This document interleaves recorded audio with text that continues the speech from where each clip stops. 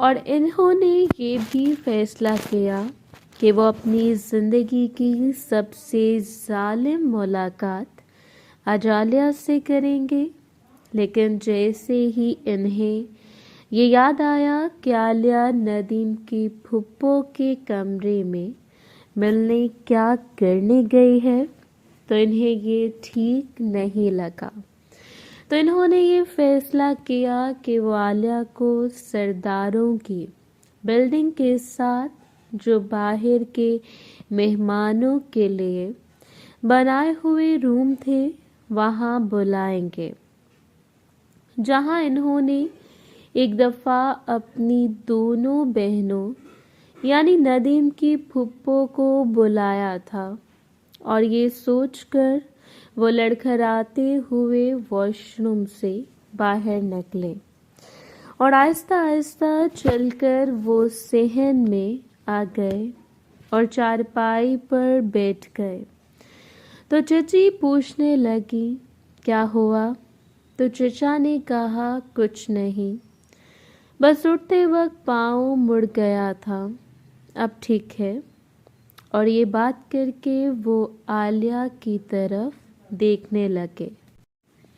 आलिया इनकी तरफ देखकर मुस्कुरा रही थी। इन्होंने इर्द गिर्द देखा और आलिया को इशारा किया कि मुझे तुमसे बात करनी है। तो आलिया ने फुप्पो के कमरे की तरफ इशारा किया, लेकिन चचा ने अपनी उंगली से मना कर दिया और सरदारों की बिल्डिंग के साथ बने हुए स्टोर की तरफ इशारा करने लगे। आलिया पहले वहाँ कभी नहीं गई थी, इसलिए इसको समझ नहीं आ रहा था। तो वो उठकर चचा के साथ वाली चारपाई पर बैठ गई। तो चचा भी थोड़ा आलिया की तरफ खिसक गए और दूसरी तरफ देखते हुए आलिया से बोले कि सरदारों की बिल्डिंग के पास तुम 11 बजे आ जाना, मैं तुम्हें एक और जगह ले जाऊंगा। ये जगह महफूज नहीं। आलिया पर तो पता नहीं कौन सा जुनून सवार था, तो इसने आहिस्ता से कहा, ठीक है, और उठकर कहीं और जाकर बैठ गई। और दूसरी तरफ मैं बैठा ये सोच रहा था कि अब शाज़िया को किस तरह काबू करूं। अगर इसने शोर मचा दिया तो मेरे लिए ये ठीक नहीं होगा। फिर इसी तरह खाने का वक्त हो गया और मैं बैठकर खाना खाने लगा। आज बाजी हदीका मेरे साथ बैठी हुई थी। मैंने इनकी तरफ देखकर मुस्कुराया और कहा, आजकल तो आप काफ़ी लोगों को खिदमत दे रही हैं। मेरी बात सुनकर वो खाते खाते रुक गई और कुछ सोचते हुए बोली, जब तुम ही अपने मुरीदों का ख्याल नहीं रखोगे तो मुरीद तो भटक जाएंगे। अब पीर साहब की शादी हो गई है तो मुरीदों को भी कुछ ना कुछ तो करना पड़ेगा। मैंने भी छेड़ते हुए कहा, वैसे आप और रहीला बाजी मुनीर, तनवीर और खुरम के साथ मुलाकात करते हुए काफ़ी अच्छी लग रही थी। मेरी बात सुनकर इनके चेहरे पर मुस्कुराहट आ गई और बोली, तो तुम्हें पता चल ही गया। मैंने कहा, पता चलने वाली क्या बात है, मैंने तो अपनी आंखों से देखा है और आसिफ जो कर रहा है वो ठीक नहीं है। तो बाजी बोली, आसिफ क्या कर रहा है? मैंने कहा, आप तो ऐसे कह रहे हैं जैसे आपको कुछ पता नहीं और आप मासूम बच्चे हैं। फिर मैंने सारी बातें जो आसिफ की थी वो बाजी को बता दी। बाजी बोले, मुझे इनमें से कुछ बातों का पता नहीं है। अच्छा छोड़ो इन बातों को, ये बताओ कि मुझे अब कब टाइम दे रहे हो। रात को तो तुम मोना को छोड़ते नहीं होगे। रात को तो तुम अब मुझे टाइम दे नहीं सकते, और इस वक्त भी टाइम देना बहुत मुश्किल हो गया है, तो तुम सुबह मुझे टाइम दो। मैंने कहा ठीक है, अब सुबह डेरे पर आ जाना। तो बाजी बोली, क्या तुम डेरे पर मुझसे मुलाकात करोगे? मैंने कहा नहीं, एक जगह है मेरे पास, हम वहाँ मुलाकात करेंगे। मेरी बात सुनकर इनके चेहरे पर मुस्कुराहट आ गई और वो बोली, तुम खेतों वाले कमरे की बात कर रहे हो। मैंने इनकी बात सुनकर मुस्कुरा दिया और कहा, आप बहुत तेज हैं। तो बाजी हदीका बोली, फिर मैं सीधा खेतों वाले कमरे में आ जाऊंगी। मैंने कहा ठीक है, फिर आप 11 बजे वहाँ आ जाना। इसी तरह बातें करते करते हमने खाना खा लिया और इसके बाद सब बैठकर बातें करने लगे।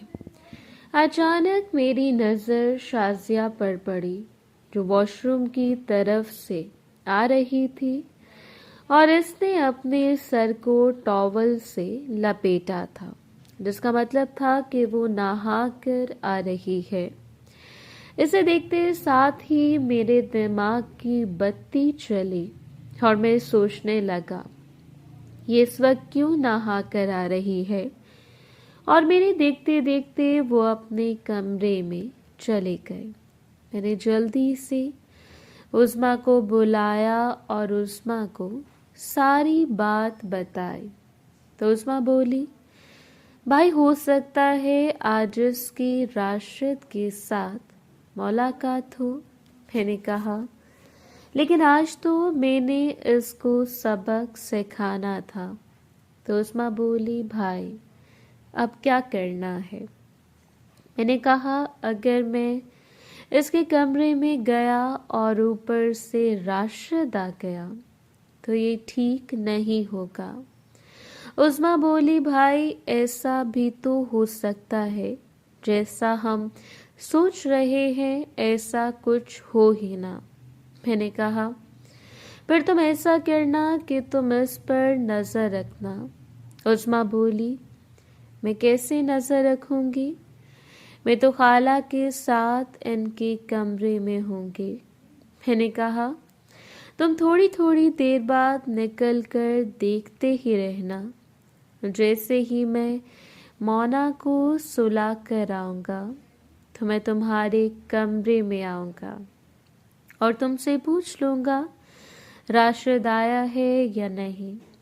अगर राशिद ना आया हो तो मैं शाजिया के पास चला जाऊँगा। उस्मा बोली, ये ठीक है। चाय पीने के बाद सब अपने अपने कमरों में जाने लगे और मैं भी अपने कमरे में आ गया और मेरे पीछे पीछे मोना भी आ गए। हम दोनों बेड पर बैठ गए तो मोना बोली, अब आपकी तबीयत कैसी है। और उस्मा इसके लिए जो दूध का गिलास रख कर गई थी, मोना ने वो मेरे आगे कर दिया और बोली, आज आप ये पी लें, आपकी तबीयत ठीक नहीं। मैंने इसे मना किया लेकिन वो जिद करी जा रही थी और मैं सोच रहा था, अगर मैंने ये पी लिया तो मुझे नींद आ जाएगी और मेरी शाजिया से मुलाकात नहीं होगी। मैंने मोना से कहा कि अम्मी तुम्हारे लिए भेजती हैं क्योंकि तुम्हें इसकी ज़रूरत है, तुम पी लो। मेरी तबीयत अब पहले से बेहतर है। मैंने अभी चाय पी है तो थोड़ा सुकून है। ये बात कह के मैंने मोना के मुंह को दूध का ग्लास लगा दिया और वो ना चाहते हुए भी दूध पीने लगी। इसके बाद हम दोनों लेट गए। आज ना ही तो हमने बातें की थी और ना ही मुलाकात करने का इरादा था। मैंने कहा, तुमने फिर क्या सोचा?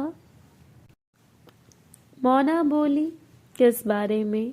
मैंने कहा, यही कि हम डॉक्टर को चेक करवा लेते हैं, हो सकता है कोई मसला हो, इसकी वजह से हमारी मुलाकात नहीं हो रही। तो मोना ने पूछा, आपने किसी डॉक्टर से बात की है? मैंने कहा, नहीं, मैंने अभी नहीं की और गांव के डॉक्टर को थोड़ी चेक करवाना है, हम शहर जाकर चेक करवा लेंगे। बाजी आल्फा की जानने वाली कोई डॉक्टर होगी। तो मोना बोली, क्या आपने बाजी आल्फा को बता दिया? मैंने कहा, नहीं, मैंने इनको कुछ नहीं बताया, बस अपनी तरफ से कह रहा हूँ कि इनके जाने वाली कोई ना कोई डॉक्टर होगी, या इनको बताए बगैर हम किसी और डॉक्टर को चेक करवा लेंगे। तो मेरी बात सुनकर मोना चुप हो गई। इस तरह हम कुछ देर बातें करते रहे और फिर मोना दूसरी तरफ मुंह करके सो गई। इसके सोने के कुछ देर बाद मैंने इसको हिलाया तो वो गहरी नींद सो रही थी। मैंने टाइम देखा तो 11 बज रहे थे। दूसरी तरफ आलिया तैयार बैठी थी और सोच रही थी कि क्या बहाना लगाकर अपने कमरे से बाहर निकले, क्योंकि बाजी आरफा भी इसके साथ थी। इसे कुछ समझ नहीं आ रहा था। अगर वो नदीम का बहाना लगाकर कमरे से निकलती तो बाजी आरफा नदीम से पूछ सकती थी कि रात को तुम्हारी आलिया से मुलाकात कैसी रही, और नदीम अगर ये कह देता कि इसने तो आलिया से मुलाकात की ही नहीं, तो सीधा सीधा आलिया ने फंस जाना था। इसलिए जब बाजी आरफा सोई तो वो बगैर बताए कमरे से बाहर निकले, ये सोचकर कि बाजी पूछेंगी तो कह दूंगी मेरा पेट खराब था और मैं बार बार वॉशरूम जा रही थी। कमरे से निकलकर आलिया ने इर्द गिर्द देखा और दबे कदमों के साथ सरदारों की बिल्डिंग की तरफ जाना शुरू कर दिया और वहां पहुंचकर वो एक दरख्त के पीछे छुप गई और खड़े होकर चचा के कमरे की तरफ देखने लगी। अभी कुछ ही सेकंड आलिया को देखते हुए थे कि किसी ने इसके कंधे पर हाथ रख दिया और आलिया एकदम डर गई। इसने पीछे मुड़कर देखा तो चचा मुस्कुराकर इसको देख रहे थे। आलिया बोली, आपने तो मुझे डरा ही दिया था, मैं आपका इंतजार कर रही थी कि आप अपने कमरे से निकल कर आएंगे। तो चचा बोले, इंतजार तो मुझसे भी नहीं हो रहा था, इसलिए 10 मिनट पहले ही आ गया था, कमरा वगैरह सेट कर रहा था। और ये बात कहते ही चचा ने आलिया को उठा लिया। आलिया भी मुस्कुराने लगी। आलिया से आने वाली खुशबू चचा को पागल कर रही थी। आलिया भी तैयार होकर आई थी, लेकिन इतना ज़्यादा नहीं कि बाजी आरफा को पता चल जाए। चचा ने आलिया को उठाया तो आलिया ने भी अपने बाजू चचा की गर्दन में डाल लिया और मुस्कुराते हुए बोली, लगता है आपके अंदर बहुत जान है और आज ये मैं सारी जान निकाल लूंगी। आलिया की बातें चचा के दिल में तीर की तरह लग रही थी और वो बहुत खुश हो रहे थे। हालांकि चचा ने अपनी जिंदगी में आलिया से छोटी उम्र की और बड़ी उम्र की लड़कियों से भी मुलाकात की थी, लेकिन आलिया जिस अंदाज से इनके साथ खेल रही थी वो चचा को बहुत अच्छा लग रहा था। आलिया को उठाए हुए चचा सरदारों की बिल्डिंग के पीछे बने हुए बाहर वाले मेहमानों के गेस्ट रूम के पास पहुंचे और आलिया को नीचे उतारा तो आलिया ने कमरे को देखते हुए कहा, ये कौन से कमरे हैं? तो चचा ने आलिया को चुप रहने का इशारा किया और आलिया चुपचाप खड़ी हो गई। चचा ने अपनी जेब से चाबी निकाली और दरवाज़ा खोला और दोनों अंदर चले गए। तो चचा ने दरवाज़ा बंद कर दिया। अंदर का नज़ारा देखकर आलिया दंग रह गई। अंदर हर चीज़ इम्पोर्टेड पड़ी हुई थी। सोफ़े, कुर्सियाँ, डेकोरेशन के पीस, सब चीज़ें इम्पोर्टेड थीं। आलिया हैरान होते हुए बोली, ये तो बहुत कमाल का कमरा है। तो चचा ने आलिया को अपने साथ लगा लिया और इसकी आंखों में देखते हुए बोले, लेकिन इस कमरे से ज़्यादा कमाल तो तुम हो। ये बात सुनकर आलिया के चेहरे पर मुस्कुराहट आ गई और वह शर्माने के लिए मुंह नीचे करने लगी। तो चचा ने ठोड़ी से पकड़कर इसका चेहरा ऊपर किया और आलिया की नशीली आंखों में देखते हुए बोले, इस कमरे में शर्माने की गुंजाइश नहीं है। और चचा ने एक जोरदार थप्पड़ आलिया के मुंह पर जड़ दिया। ये आलिया के लिए धचका था। वो शायद ये समझ रही थी कि चचा को इसकी बाथरूम वाली हरकत अच्छी नहीं लगी, इस वजह से वो इसको मार रहे हैं। लेकिन चचा तो आलिया को भड़काने के लिए मार रहे थे। थप्पड़ लगाने के साथ ही चचा ने आलिया को बालों से पकड़ा और बोले, कमीनी, बड़ी आग है ना तेरे अंदर, अब देख मैं तेरी आग बुझाता हूँ। और ये बात सुनते ही आलिया को कुछ सुकून हुआ कि चचा ने इसको किस सेंस में थप्पड़ मारा है, और ये सोचते हुए ही आलिया ने भी एक थप्पड़ चचा को लगा दिया और बोली, मैं भी देखती हूँ आज तेरे अंदर कितना दम है। चचा ने आलिया को उठा लिया और बेड की तरफ आ गए। बेड पे पड़ा गद्दा भी इम्पोर्टेड था और ऐसा था जैसे रेशम हो। और चचा ने आलिया को अपनी गोद में बिठा लिया और इससे बातें करने लगे। आलिया भी चचा की बातों का जवाब देने लगी। दोनों वेश्याना तरीके से बातें कर रहे थे।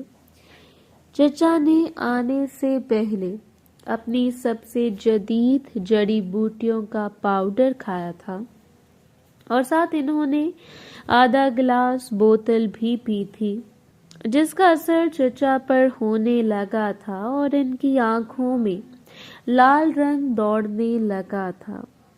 आलिया ने जब चचा की आंखों में देखा तो मुस्कुराकर बोली,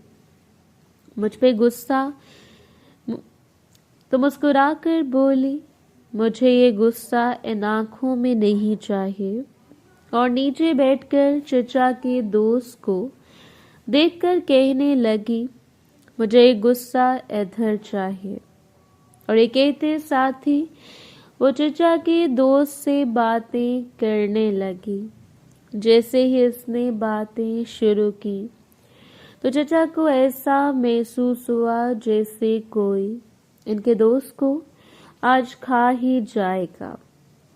आलिया चचा के दोस्त से बातें करते हुए इसको काट भी रही थी और चचा भी आलिया की बातों से खुश होकर इसको ऊंची ऊंची दाद दे रहे थे, क्योंकि चचा को खौफ नहीं था कि इनकी आवाज़ कोई और सुनेगा, क्योंकि इस कमरे से आवाज़ बाहर जाना नामुमकिन थे। चचा की बातें सुनकर आलिया ने कहा, कमीने, चुप कर, अगर किसी ने सुन ली तो दोनों फंसेंगे। चचा मुस्कुराते हुए बोले, यहाँ से आवाज़ का क्या सांस का भी बाहर जाना बहुत मुश्किल है। तो ये बात सुनकर आलिया के चेहरे पर मुस्कुराहट आ गई और वह दोबारा चचा के दोस्त से बातें करने लगी। मोहतरम नाज़रीन और सामीन, इस कहानी का बाकी हिस्सा अगले आने वाली वीडियोस में पेश किया जाएगा। अगर आपको ये वीडियो अच्छी लगी तो वीडियो को लाइक और हमारे चैनल को सब्सक्राइब ज़रूर करें। शुक्रिया।